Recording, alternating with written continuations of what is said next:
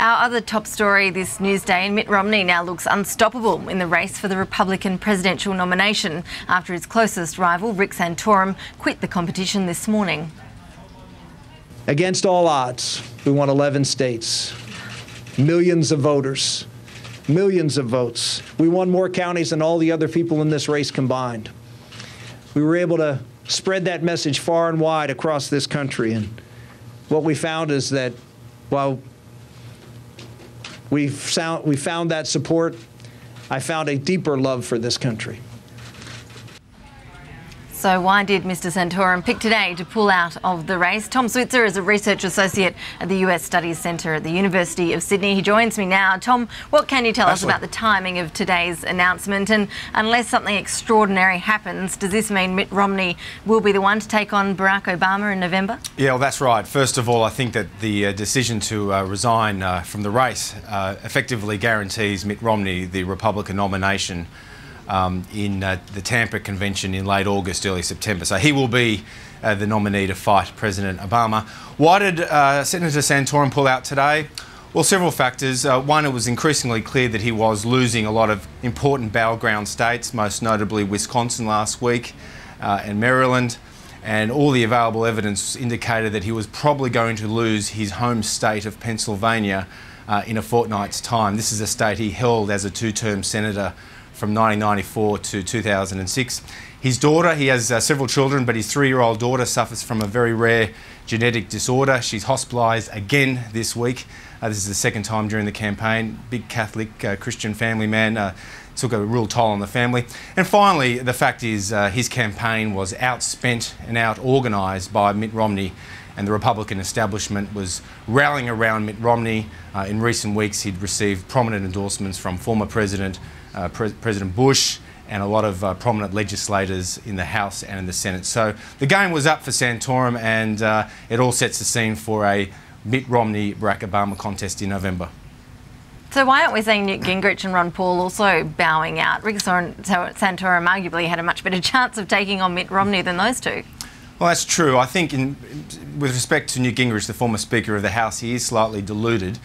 He's copping a $4 to $5 million debt. And he's consumed by rage and revenge against Mitt Romney. You may recall in early to mid-December, many pundits, including myself, thought that Newt Gingrich would have a very good chance of winning the nomination, but he was subjected to a huge amount of negative ads, and Mitt Romney really decimated Newt Gingrich in December before the Iowa contest. He did redeem himself in South Carolina in mid to late January, and he won his home state in Georgia on Super Tuesday. But look, he's damaged goods. He hasn't got the support of the establishment or even the Conservative base. As for Ron Paul, well, he was never intending to win this nomination. His goal was always to get as many delegates as he could so he could influence the actual party platform in August and September. His goal has always been to set up a libertarian movement within the Republican Party, and his goal has been to help his son capture the Republican nomination in either 2016 or 2020. Let's just have a look at how Mitt Romney reacted to the news today that Rick Santorum bowed out. He has waged a spirited and energetic campaign.